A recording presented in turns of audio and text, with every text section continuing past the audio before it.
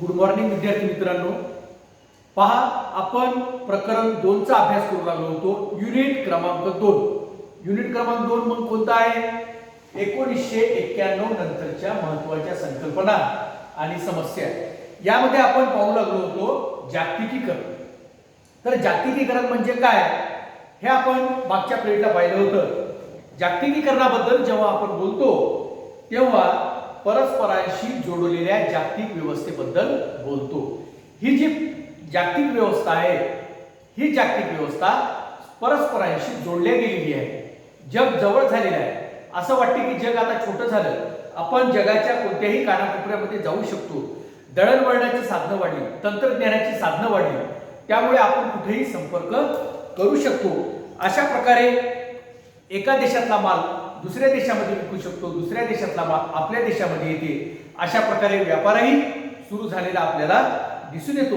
तर अशा प्रकारे जागतिकीकरण झालेले आहे आणि हे जे जागतिकीकरण झालेले आहे या जागतिकीकरणाचा वेगवेगळ्या क्षेत्रामध्ये काय परिणाम झाला हे आपल्याला आता या पिरियडला पाहायचं आहे.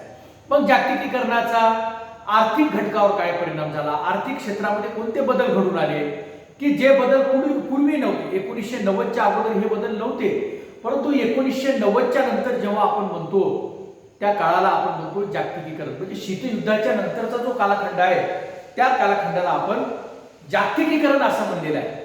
मग हे जागतिकीकरण झालं, मग जागतिकीकरण झालं तर मग आर्थिक क्षेत्रावर कोणते परिणाम झाले, राजकीय क्षेत्रावर कोणते परिणाम झाले, सामाजिक जे क्षेत्र आहे हे समाज आहे या समाजावर कोणते परिणाम झाले, सांस्कृतिक क्षेत्रावर कोणते परिणाम झाले, हे परिणाम आपल्याला पाहायचे आहे. तर यामध्ये आपल्याला पहिल्यांदा पाहायचं आहे आर्थिक घटकावर जागतिकीकरणाचा काय परिणाम झाला. आर्थिक घटक म्हणजे काय? व्यापार, पैसा या क्षेत्रावर काय परिणाम झाला. जागतिकीकरण झालं हे आपल्याला माहित आहे. 1990 नंतर मग या जे व्यवस्था निर्माण झाली त्याला आपण जागतिकीकरण म्हणलेलं आहे. मग या जागतिकीकरणाचा आर्थिक घटकावर काय परिणाम झाला हे पहिला पॉइंट आपल्याला पाहायचा आहे. आर्थिक घटक नंबर 1 आर्थिक घटक. आर्थिक क्षेत्रात झालेले काही महत्त्वाचे बदल.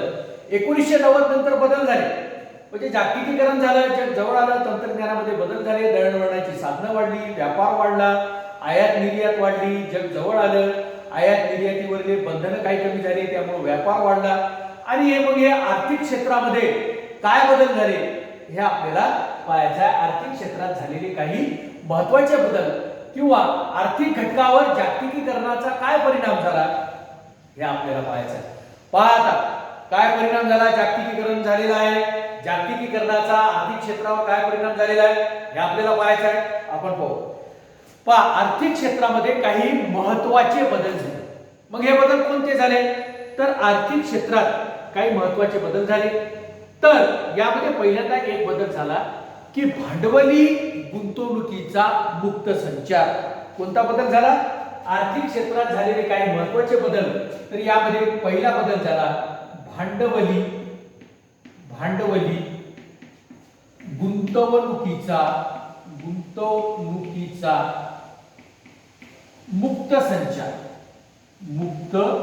संचार हा बदल झालेला आपल्याला दिसून येतो. भांडवली गुंतवणुकीचा मुक्त संचार म्हणजे भांडवली जी गुंतवणूक आहे व्यापार करण्यासाठी किंवा एखादा उद्योग उभारण्यासाठी ज्या भांडवलाची गरज असते त्या भांडवली गुंतवणुकीचा मुक्त संचार चालू झाला. म्हणजे कोणीही व्यक्ती किंवा कोणतीही कंपनी कोणत्याही देशामध्ये आपलं भांडवल टाकून व्यापार उभी करू लागली. तर अशा प्रकारे आर्थिक घटकामध्ये किंवा आर्थिक क्षेत्रामध्ये झालेला महत्त्वाचे बदल कोणते तर भांडवली गुंतवणुकीचा मुक्त संचार हे याच्यातलं नंबर 1.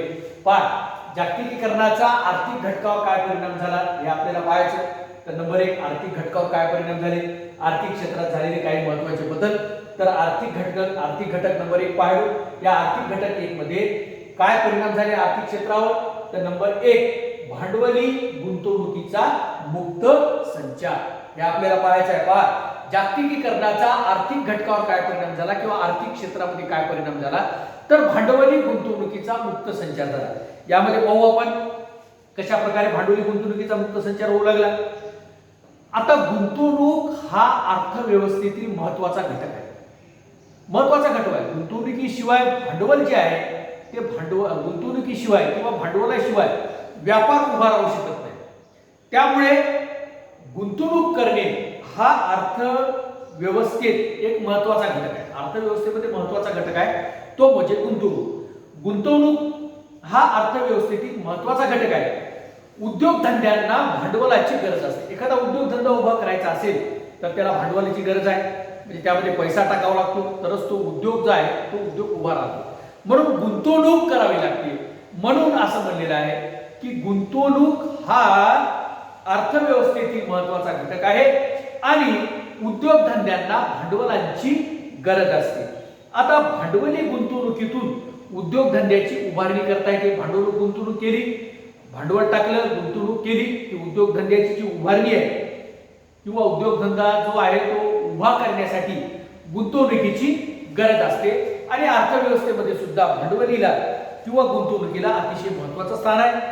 गुंतवणूक हा अर्थव्यवस्थेतील महत्वाचा घटक आहे. उद्योगधंदे जे काही उभे राहतात या उद्योगधंद्यांना, व्यापाऱ्यांना भांडवलाची गरज असते आणि भांडवली गुंतवणुकीतून उद्योगधंद्याची उभारणी करता येते.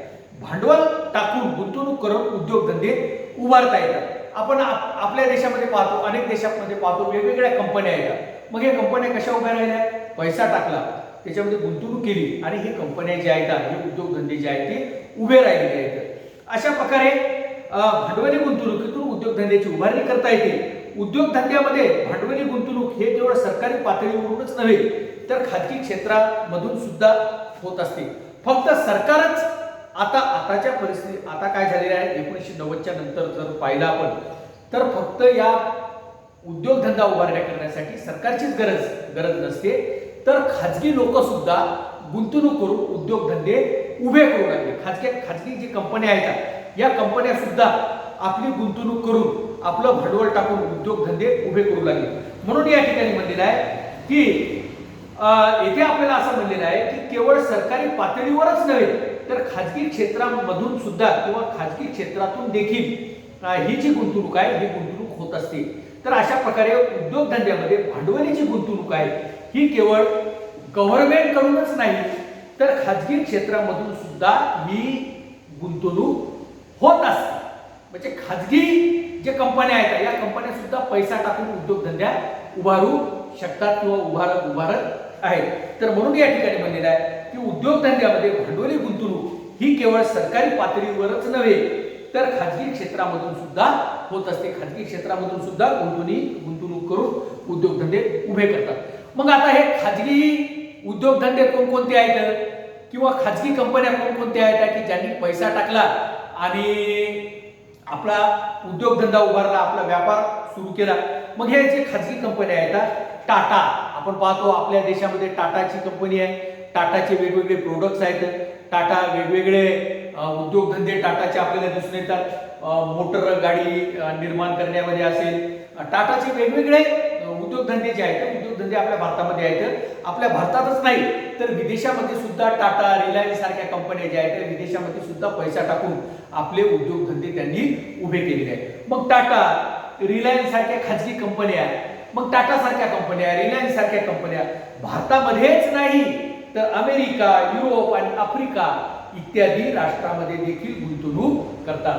मग पहा फक्त सरकारच उद्योगधंद्यासाठी गुंतवणूक करत झालं तर खाजगी जे कंपन्या आहेत या कंपन्या सुद्धा उद्योगधंद्यामध्ये आपलं भांडवल टाकून खाजगी कंपन्या सुद्धा आपल्यावाल्या कंपन्या उभा करत आहेत, आपल्यावाले उद्योगधंदे चालू करत असल्याचे दिसून येतात. मग टाटा सारख्या कंपन्या, रिलायन्स सारख्या कंपन्या भारतातच नाही तर अमेरिका, युरोप, आफ्रिका या देशामध्ये सुद्धा या कंपन्यांनी गुंतवणूक केलेली आहे आणि उद्योगधंदे उभारलेले आहेत.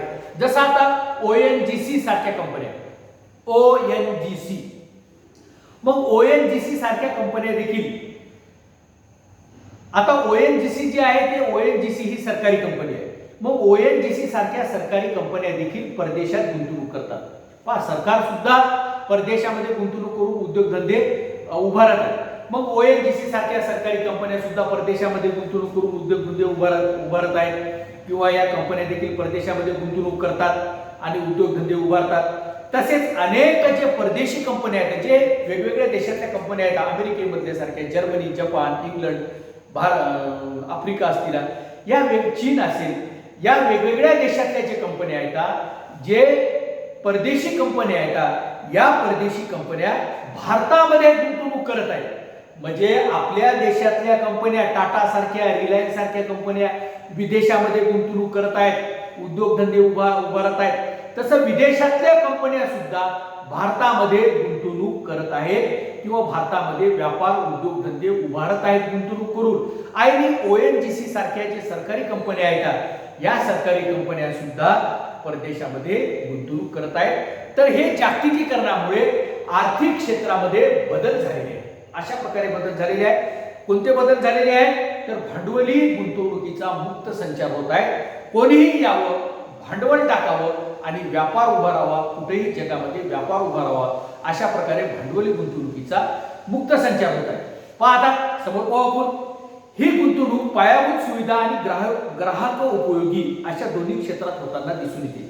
म्हणजे ही जी गुंतवणूक आहे ही पायाभूत सुविधामध्ये होत असताना दिसून येते आणि ग्राहक उपयोगी सुद्धा होत आहे असं आपल्याला दिसून येते. जसं परदेशी कंपन्या भारतामध्ये विमानतळ, आण्विक प्रकल्प इत्यादीमध्ये गुंतवणूक करतात. हे पायाभूत, जसं विमानतळ जे आहे हे पायाभूत सुविधा आहे. जसं परदेशी कंपन्या विमानतळ, आण्विक प्रकल्प, अणुऊर्जा, आण्विक प्रकल्प इत्यादीमध्ये गुंतवणूक करत आहेत परदेशी कंपन्या.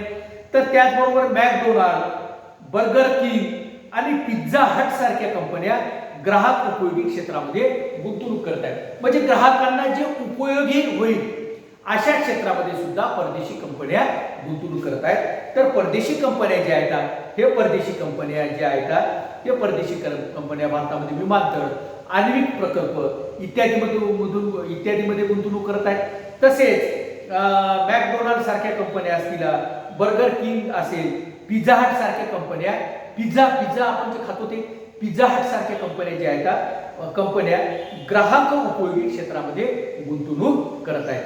तर अशा प्रकारे हे जे गुंतवणूक आहेत ह्या गुंतवणूक होत आहेत आणि उद्योगधंदे उभे राहत आहेत. तर ही जी गुंतवणूक आहे ही गुंतवणूक पायाभूत सुविधा आणि ग्राहक उपयोगी अशा दोन्ही क्षेत्रामध्ये होताना दिसून येते. आता 1990च्या दशकापूर्वी, म्हणजे हे जागतिकीकरण ज्यावेळेस आपण झालं नाही असं म्हणत होतो, म्हणजे 1990च्या अगोदर, म्हणजे 1990च्या दशकापूर्वी अशा तऱ्हेची जी गुंतवणूक आहे ही गुंतवणूक क्वचित स्वरूपाची होत होती. म्हणजे अशी गुंतवणूक होत नव्हती, मुक्त व्यापार होत नव्हता किंवा मुक्त भांडवली गुंतवणूक होत नव्हती. म्हणजे 1990च्या दशकापूर्वी अशा तऱ्हेची जी गुंतवणूक आहे ही गुंतवणूक क्वचित स्वरूपाची होत होती. कारण त्यावेळी सरकारच्या नियमाच्या अडथळे निर्माण व्हायचे. आता हे सरकारच्या नियमाचे अडथळे दूर झालेले आहेत आणि सढळ हाताने आणि मुक्तपणे व्यापार चालू झालेला आहे, आयात निर्यात चालू झालेली आहे आणि भांडवली गुंतवणुकीचा ओघ जे आहे ते ओघ वाढला आहे. कोणत्याही कंपन्या येतात आणि आपल्यावाला उद्योगधंदे उभे करतात. तर 1990च्या दशकापूर्वी अशा तऱ्हेची गुंतवणूक होत नव्हती जी आपण गुंतवणूक पाहिलेली आहे. त्या काळी सरकारच्या नियमांचे अडथळे होते, हे अडथळे आता दूर झाले आहेत. हा बदल म्हणजे भांडवली गुंतवणुकीचा मुक्त संचार आहे. पहा, पूर्वी 1990च्या दशकापूर्वी अशा प्रकारची गुंतवणूक व्हायची नाही. त्यामध्ये सरकारी नियमाचे अडथळे यायचे. आता हे अडथळे दूर झालेले आहेत, म्हणजे भांडवली गुंतवणुकीचा मुक्त संचार झालेला आहे. अशा प्रकारे कंपन्या आता आणि सरकार मुक्तपणे भांडवल टाकतात आणि उद्योगधंदे उभारत आहेत. 1990च्या नंतर भांडवली गुंतवणूक जी आहे ते भारतातून परदेशात आणि परदेशातून भारतात या दोन्ही बाजूने होते. भारतामधून परदेशामध्ये गुंतवणूक व्हायली आणि परदेशामधून भारतामध्ये गुंतवणूक व्हायली. भारत हे एक विकसनशील राष्ट्र आहे. भारताचा विकास साधण्यासाठी उद्योग क्षेत्रामध्ये वित्तीय गुंतवणुकीची गरज आहे. भारत हा विकसनशील राष्ट्र आहे, विकासाच्या दिशेने झेप घेत आहे आणि त्यासाठी भारताला गुंतवणूक करणे, वित्तीय गुंतवणूक म्हणजे पैशाची गुंतवणूक करणे अतिशय महत्त्वाचं आहे. भारताच्या देशांतर्गत पातळीला गुंतवणुकीला आर्थिक मर्यादा आहे. म्हणजे भारताला देशांतर्गत पातळीवर गुंतवणुकीला आर्थिक मर्यादा आहे. आर्थिक मर्यादा येतात, देशांतर्गत पातळीवर गुंतवणूक करायला आर्थिक मर्यादा येतात, म्हणूनच परदेशी गुंतवणुकीची गरज आहे.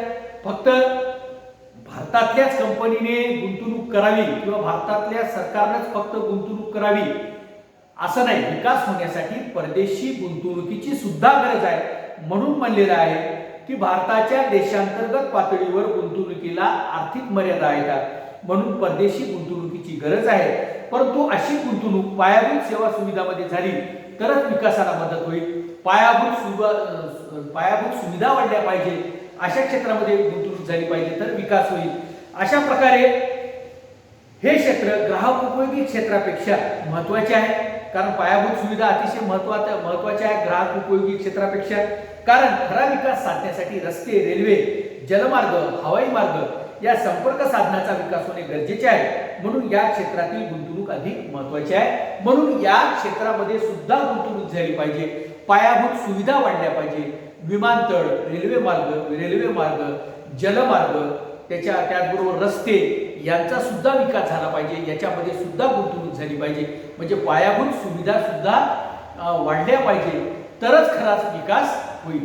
तर अशा प्रकारे आर्थिक घटकावर जे परिणाम आहे, हा आर्थिक घटकावर जागतिकीकरणाचा परिणाम झाला. काय परिणाम झाला तर भांडवली गुंतवणुकीचा मुक्त संचार.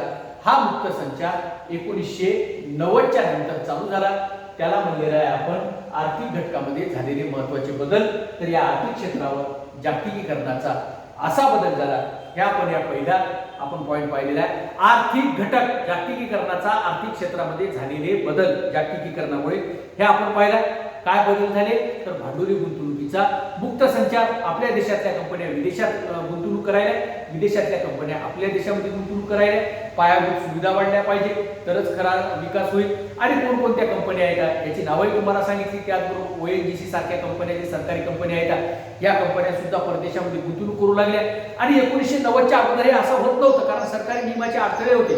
परंतु आता हे अडथळे दूर झालेले आहेत, म्हणून याला म्हणलेल्या भांडवली गुंतवणुकीचा मुक्त संचार चालू झालेला आहे. तर अशा प्रकारे जागतिकीकरणाचा आर्थिक क्षेत्रावर जे महत्वाचे बदल झाले ते बदल आपण या कार्यक्रमामध्ये पाहिले. दुसरा आपल्याला पाहायचा आहे व्यापाराच्या क्षेत्रामध्ये काय बदल झाले, व्यापार या संकल्पनेमध्ये जागतिकीकरणामुळे काय बदल झाले, हे आपल्याला पुढच्या पिरियडला पाहायचं आहे. तोपर्यंत धन्यवाद.